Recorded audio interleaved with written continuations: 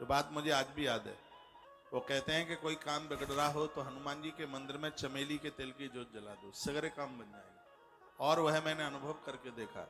90 दिन में से 40-42 दिन निकल गए थे, तब कुछ दिन बकाया बचे। उन दिनों में मैंने बजरंगबली हनुमंत लाल जी के चरणों में सुबह शाम दोनों समय चमेली के तेल की जोत जलाई। वृंदावन का आयोजन इतना संपन्न हुआ और मैं यह बोल करके आया था, हनुमान जी को कहा था आप मेरी पूजा पाठ से आप प्रसन्न हैं तो आज का दिन तब आवे जब मुझे तुम्हें यहाँ एक कथा सुनाने का सौभाग्य प्राप्त हो जावे। यह बोल के आया। वृंदावन में तो अद्भुत ऐसा कार्यक्रम हुआ। 1108 ब्राह्मण बैठने थे, लेकिन उनकी संख्या 1300 से भी ज्यादा रही होगी। 30,000 लोगों का रोज का भंडारा था। आज तो पूरा देश जुड़ा है, चाहे जितना हो जाए। लेकिन ये बात मैं 2010 की आपको बात कर रहा हूं, जब चुनिंदा ही कुछ ही लोग होते थे। यानी ये समझ लीजिए कि आज से 12 वर्ष पूर्व की बात है। 12 साल बहुत होते हैं। 12 साल में तो ऐसा लगता है कि युग जैसा बदल जाता है। यानी राम जी के वनवास से 2 ही साल तो कम है, पांडवों का तो पूरा ही वनवास समझ लीजिए, इतना समय होता है 12 वर्ष का। तो यह घटना बात मैं आपको 12 वर्ष पूर्व की है, आपको बता रहा हूं। जो दिया जलाया गया और उसका यह प्रभाव था कि इतना अद्भुत और इतना अद्भुत वह आयोजन हुआ।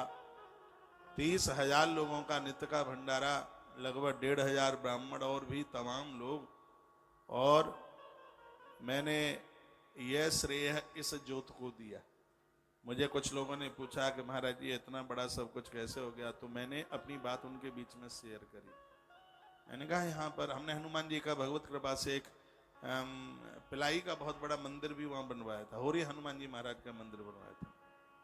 मैंने कहा यह इनकी कृपा से हो गया। ये बात मैं इसलिए कह रहा हूं, आप रोज ना कर पाए, हर मंगल और शनिवार को चमेली के तेल की जोत हनुमान जी के सामने जलाइए। ये तांत्रिक नहीं है, सात्विक है, वेदोक्त है। ये शनिवार के दिन पीपल के पत्तों की माला हनुमान जी को, मंगलवार के दिन तुलसी के पत्तों की माला हनुमान जी को आप पहनाइए और आप देखिए क्या से क्या हो जाएंगे। सगरे काम सिमट जाएंगे, बन जाएंगे और आनंद हो जाएगा।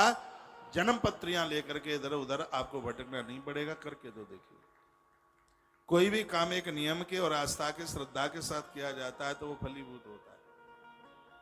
आप कहते हैं बच्चे एक एक नंबर से रह जाते हैं, सफलता नहीं मिल रही है, तो करो ना बिल मूले दी माला में कल्पते साधन। पूरे कल्प तक आपके काम नहीं बिगड़ेंगे। एक दिया बेल के वृक्ष के नीचे आप रख दीजिए, अपने बच्चों से रखवाइए। सुबह नहा धो करके एक दीपक बेल पत्र के नीचे आप यह बेल वृक्ष की आप महिमा सुन रहे हैं।